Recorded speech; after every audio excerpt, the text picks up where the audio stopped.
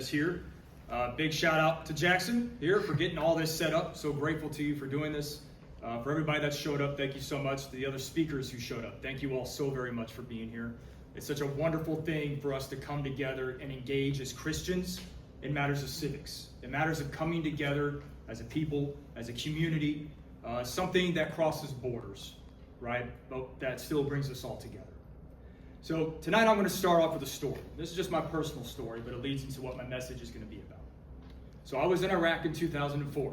I served in the Marine Corps, and I was in the infantry, and we were getting ready to do Operation Phantom Fury, which was the invasion of the city of Fallujah, Iraq. It was an insurgent stronghold. So during that time, we had reporters embedded with us. We went in. I was with 1-3, Bravo Company 1-3, and as we went through, that city had been cleared out of civilians. It was us and them. There was a few civilians still trapped in their homes. Some of them were being used as hostages.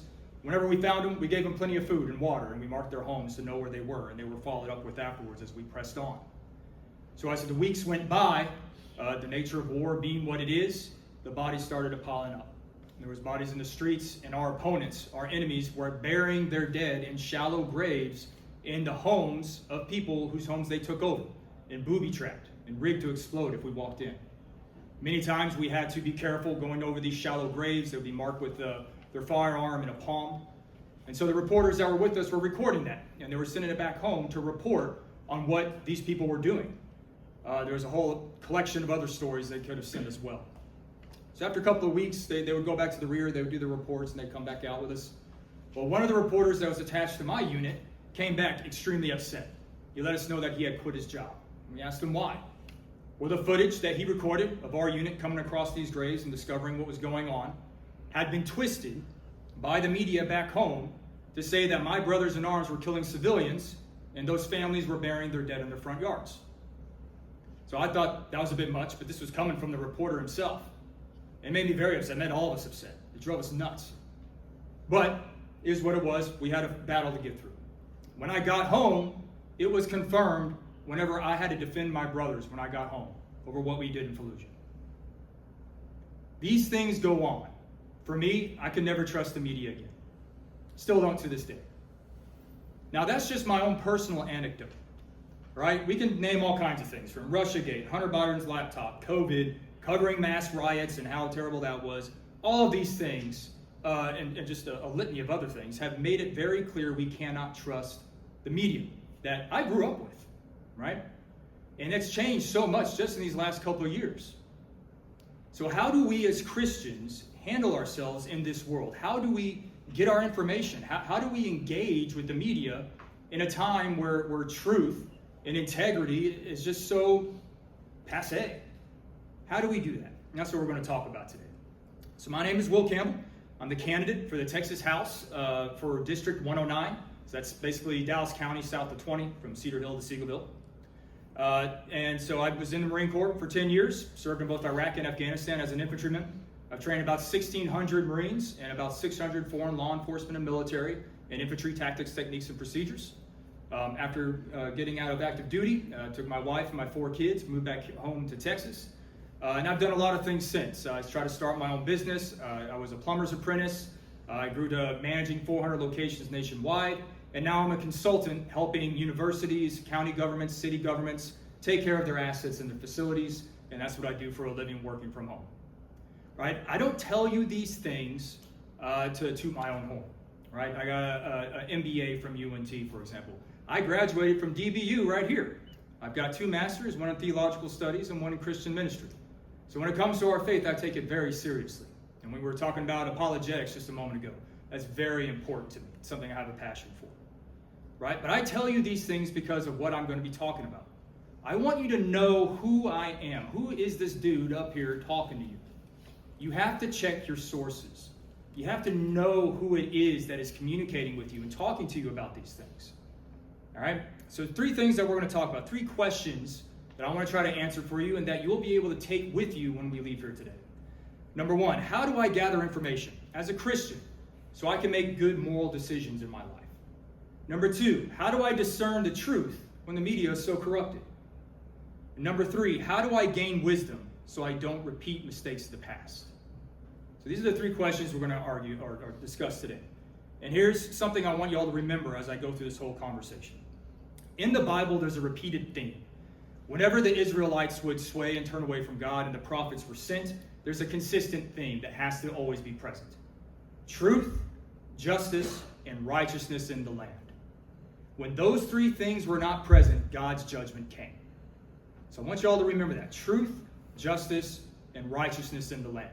And ask yourself, do we have that right now?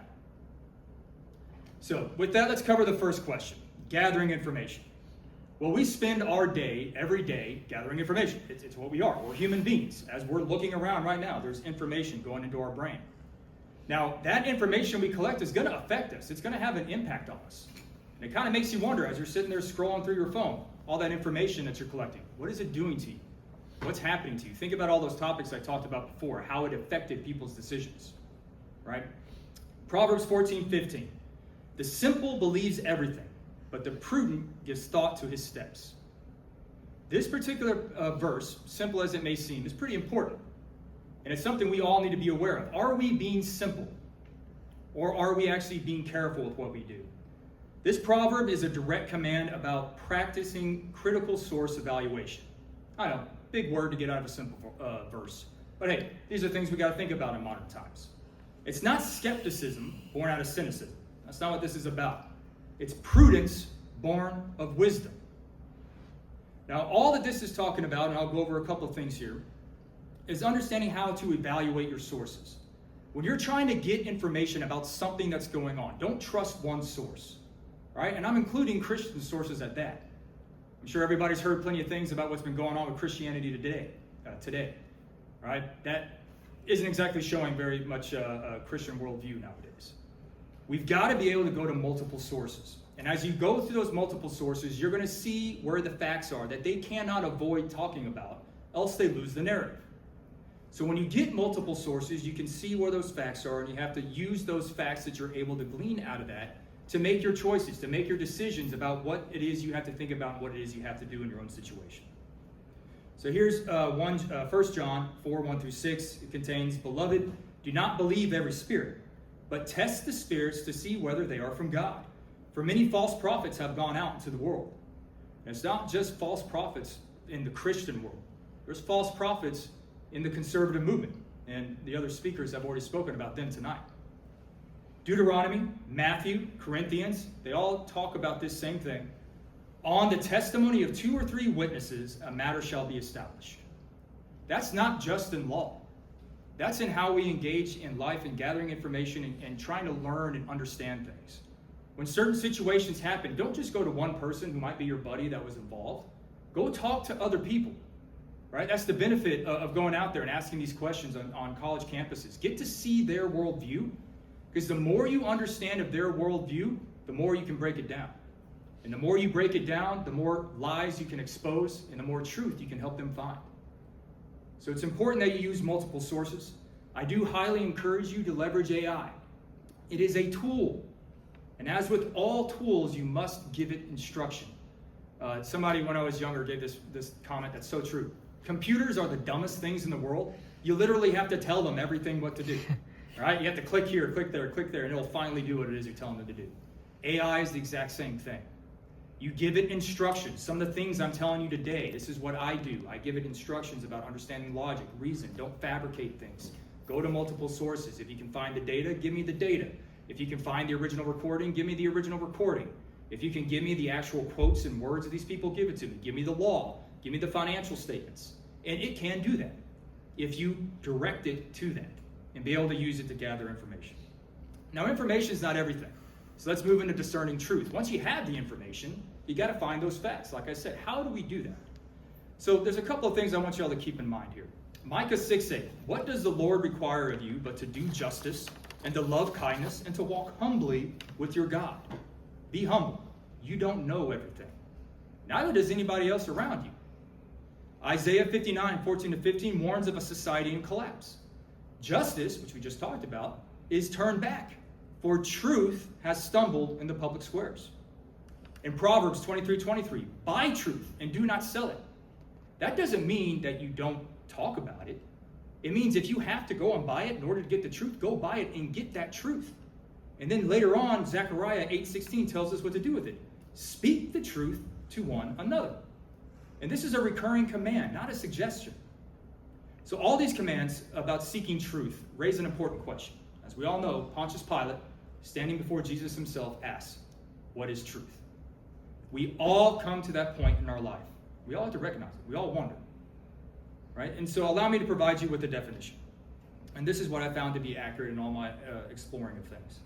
Truth is a measure of how accurately and comprehensively a statement communicates to another person the reality it is attempting to convey. Here's the important thing.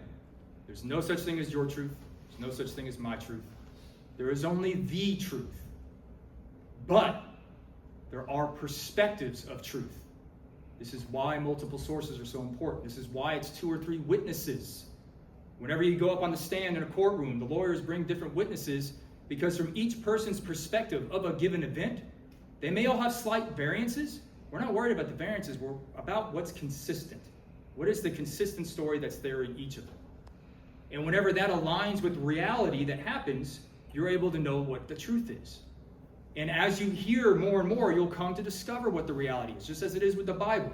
And all the lessons of eternal truths that we learn that you live out in time, you come to discover what that truth is for yourself because it's reality. But it's a reality that takes time to experience.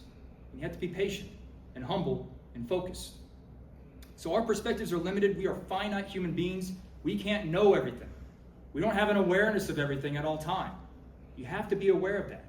But when we come together in each of our perspectives on this thing and we tell each other the truths that we have discovered, those truths can come together to that underlying thing we're all trying to figure out. That's the whole point of science. Repeatable, observable experiments that people can do all over the world, the same thing, and everybody can do it for themselves. And yep, that's what it is. Oh, but wait a minute, this is interesting. I found this. And then you share that with everybody. Everybody else does it. Oh, you're right. Same principle applies here. So 1 Thessalonians 5:20-21. Do not despise prophecies, but test everything and hold fast to what is good. This is an ongoing habit that we have to form. Right? Here's something that you want to keep in mind as well. And Philippians 4:8 gives you a grid. Right? Whatever is true, honorable, right, pure, lovely, admirable. Think on these things. And as you go seeking the truth, trying to find what is right, sometimes that truth can be ugly. But the process of finding it is good. It's pure. You're bringing to light those things that need to be brought to light so that people can know the truth. Now let's go into wisdom. Information, truth, knowledge does not exist in a vacuum. Truth and knowledge on its own is not wisdom. Wisdom is something very unique. And it's something that's unique to humanity and makes humanity unique. And where does it begin? Well, Proverbs 9:10. The fear of the Lord is the beginning of wisdom, and knowledge of the Holy One is understanding. Wisdom begins with fear of the Lord because wisdom is a moral thing. It's about us as human beings over time discovering that path that leads to prosperity, that leads to growth, that leads to promises, but also those paths that lead to darkness, that lead to pain, that lead to suffering. But these are things that come with time. You actually have to walk that path. You actually have to go down that road.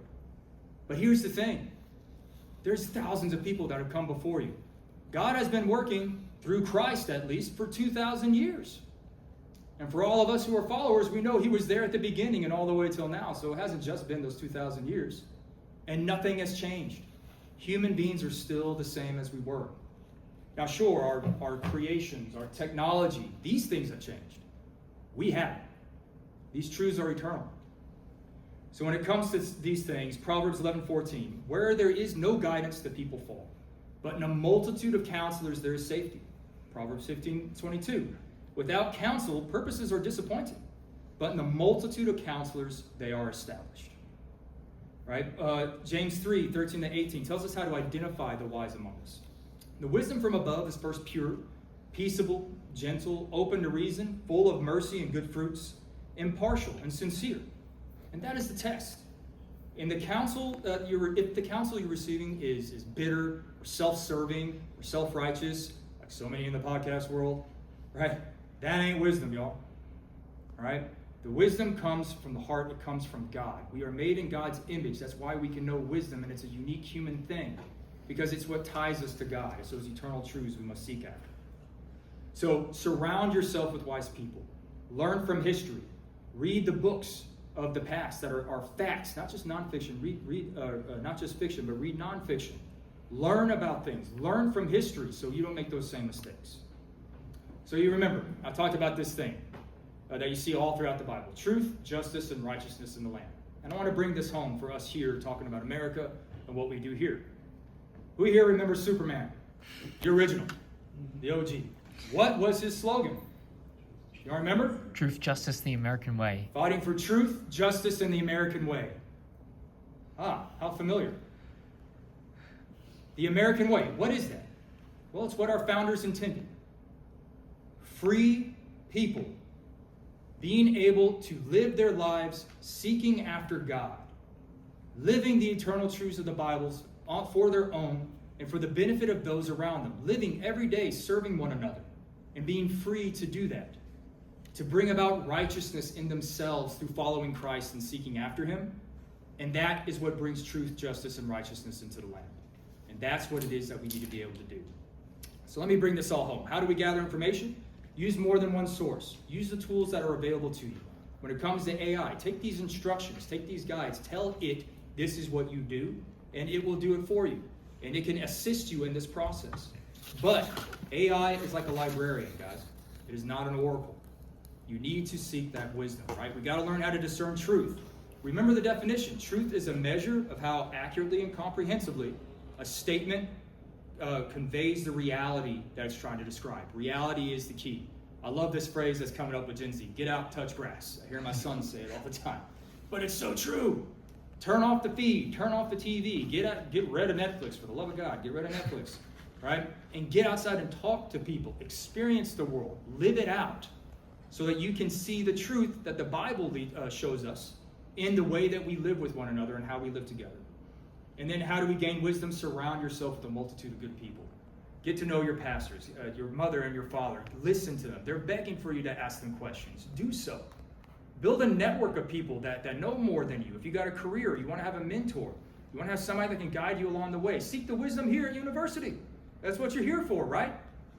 Right? You got to be able to seek and have these people in your life. And whenever university ends, keep calling your professors. Keep engaging with them so they're always there in your life.